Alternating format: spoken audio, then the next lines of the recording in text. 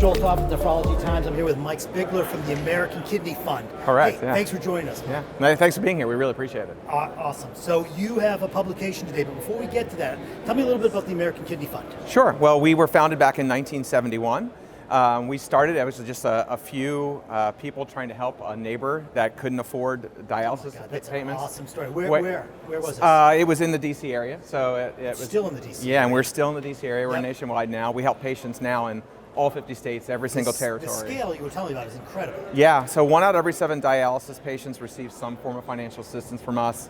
About 115 to 150, depending on the year, get a kidney transplant every single month, in large part because of assistance. 115 to 150 kidney transplants every month. Yes. That's amazing. Yeah, and if you look at who we're transplanting, so I know we're talking about one poster here, but we have another one here showing that we are playing a large role in helping with the disparity that exists in kidney transplants. So if you look at the patients that we're helping get transplants, they are much more likely to not only get a transplant, but to be on the organ transplant list if they are Black or Hispanic, which, as you know, is completely upside down from the rest of the country. Outstanding. So what was your poster here today? What you guys were talking about getting patients to the transplant? Yeah, so we have a huge health equity program called our Kidney Health for All program. And we thought going into this survey that we would find conversations with healthcare professionals about getting on the transplant list with dialysis patients would follow along, seeing those same disparities from a racial standpoint. Yeah. But what we actually found was it was related to education level. So those that had a high school degree or lower were much less likely to have a conversation with their healthcare team about getting on the transplant list. So you guys sent out surveys to patients, and you offered them to also answer the surveys by phone? Yeah, so it's a really great model that we started a few years ago with our survey vendor. It's not a cheap way to do it, but we send out save the date postcards. We send out actual physical paper mailed versions in English and in Spanish. We did more follow-ups. We had a phone option. But we had a 29% response rate, which is, in this post-COVID world, is really unheard of. Yeah, absolutely. And did you guys look at, was the responders significantly different from the whole cohort that you sent it out to? No, it was very representative. Representative. Yeah. So you feel confident that this cohort I represents do. The full pool of I 1 do. in 7. Well, and then you have economic support for, you say, 1 in 7? Mm-hmm. And so this 800 and some odd people that replied representative of that cohort? Absolutely, yes. Okay, and you said there was 30 questions on this. What were you asking about? So, who have you had conversations with about kidney transplant? Do you know if you're on the list? If you're not on the list, why aren't you on the list? Yeah. Those kinds of questions. Obviously, we asked demographic information. Education clearly was one of them that we talked about, but we also looked at racial lines, income lines.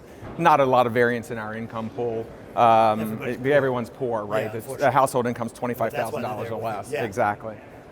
Yeah. Okay. And so what was the key finding? You were talking with different renal professionals. Yeah. So, there wasn't a big drop between nephrologist conversations. There was a little bit of a drop. So the higher... this is college age versus high school.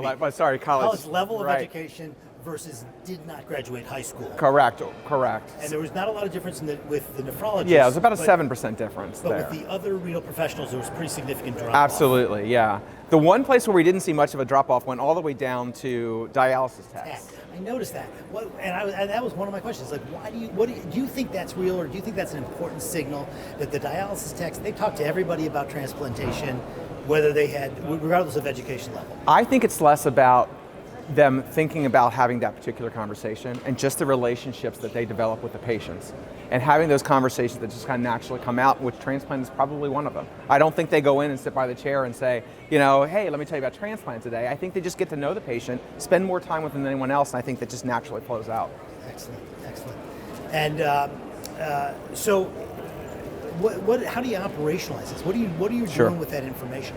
Yeah, well, part of this is, it's hard to know exactly why it's happening. We have some theories. Yep. One could be maybe these conversations are happening, but it's happening in a way that is not done in a health literate way, so in a plain language way, so people are not being able to absorb it. Yep. It could be, we know there's a lot of bias in the system and the way this happens, and maybe they're thinking of someone, well, they're not going to be able to handle the transplant and get to all of the appointments just by the communication they're having with them. So. One of the things that we do with our health equity program, our Kidney Health for All program, Transplant's one of the 4 pillars that we're working on. We actually just launched a transplant toolkit that has that health equity focus to try to educate patients on every aspect of kidney transplant. Your intervention is directly with the patients. Yes. And it's an educational initiative. Absolutely. Excellent. Excellent. And I'm not sure if I have another question. That's okay. That's very good. So, have you seen anything good at the meeting so far? Oh, to be honest with you, we actually just came in yesterday. We've been in meetings with partners so far. So actually, I did want to ask. You said it was.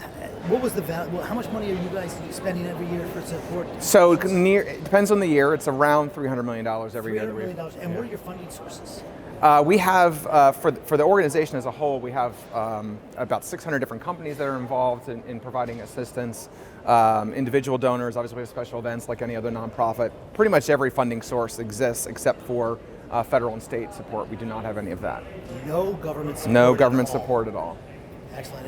And if people wanted to get involved with the American Kidney Fund, what should they do? They should go to kidneyfund.org and they can learn about all the programs we have. Certainly we have our charitable assistance programs, but lots of education programs, not only for patients, but for healthcare professionals as well. Hey, thank you for talking with me. This is delightful. Appreciate it. Thank you.